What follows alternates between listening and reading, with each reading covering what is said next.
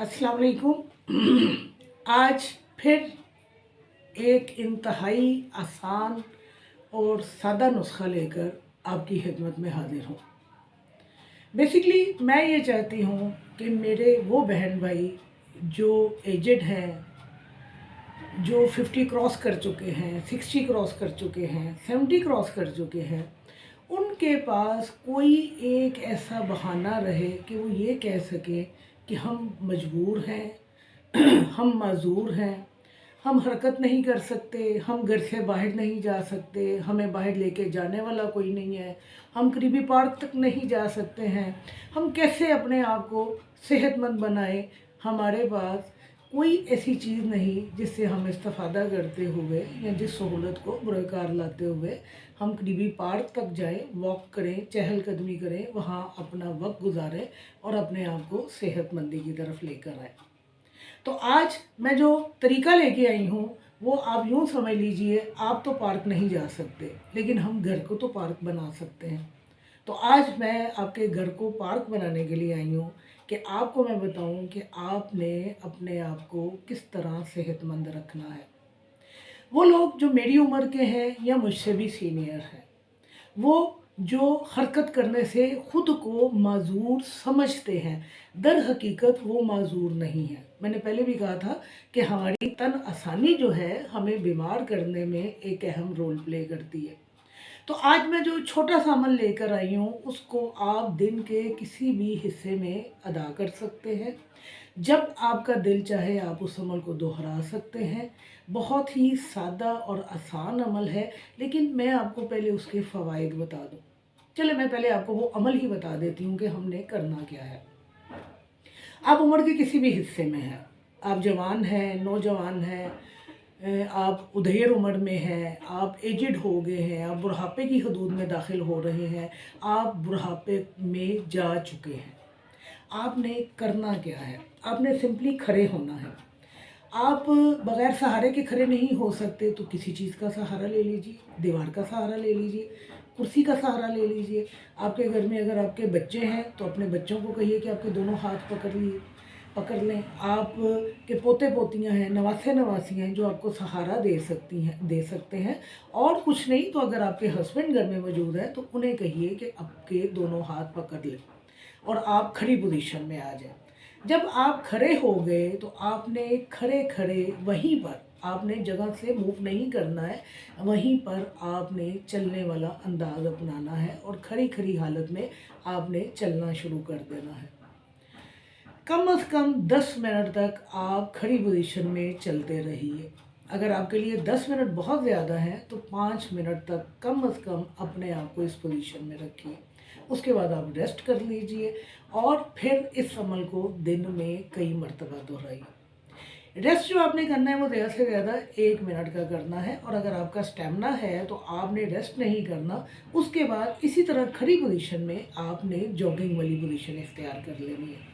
आपने हल्के हल्के अंदाज में जॉगिंग करनी है और 5 से 10 मिनट तक मुसलसल आपने जॉगिंग करनी है।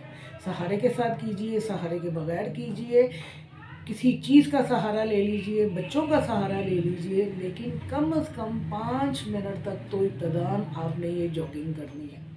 अब देखिए, इस अमल को करने के लिए ना तो लंबी चौड़ी जगह की ज़रूरत है, ना किसी पार्क की ज़रूरत है, ना कोई बहुत बड़े घर की ज़रूरत है। आपको सिर्फ उतनी जगह चाहिए जिस जगह में आपके 2 पैर आते हैं और आपने सीधे खड़े होना है।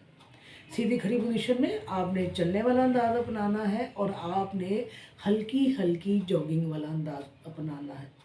अब इस अमल से होगा क्या?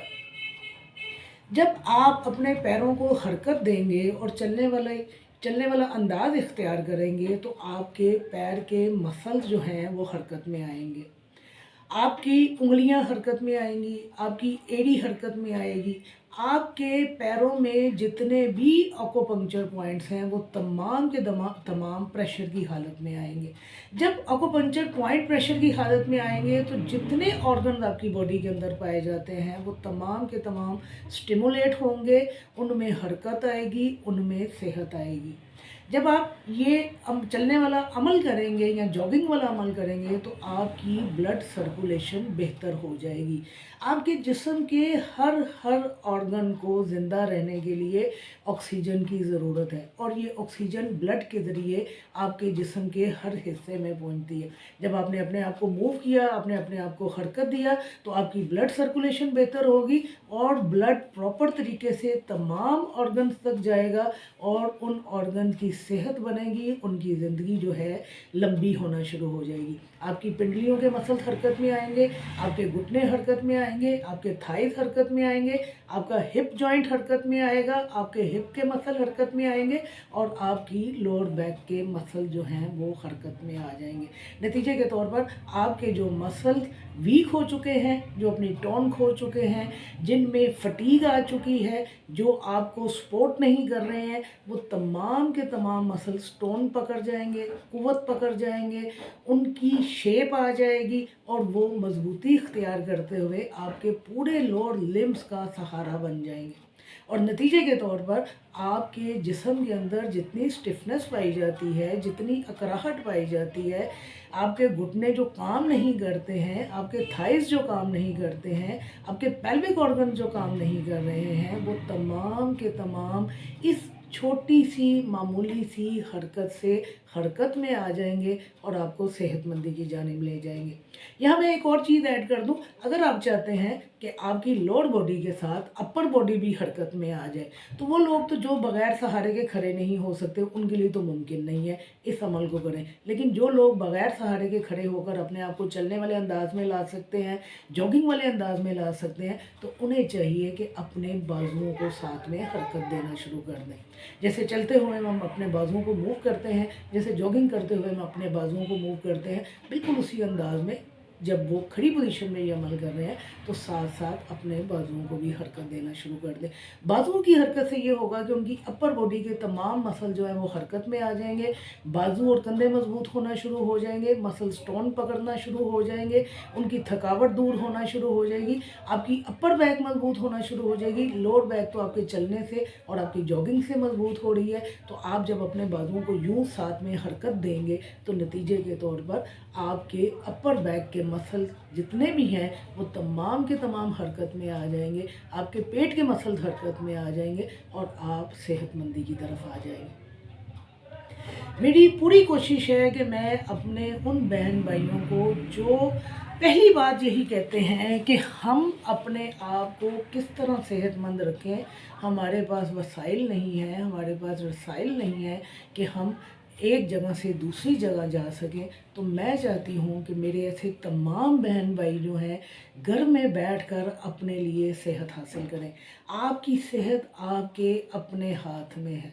खड़े पानी में भी बदबू बढ़ जाती है, तो जब हम एक जगह जम कर बैठ जाएंगे तो कैसे मुमकिन है कि हमारे पास बीमारियां ना आएँ। हमारे पास लाजमी तौर पर बीमारियां आएंगी, तो अपने आप को सेहतमंद रखिए, अपने आप को तवाना रखिए, चुस्त रखिए। बस एक सुस्ती है जिसे आपने छोड़ना है और उसके बाद आपने अपने लिए कोई ना कोई सादा सा अमल अपनाना है और तंदुरुस्ती को आवाज़ देनी है। शुक्रिया।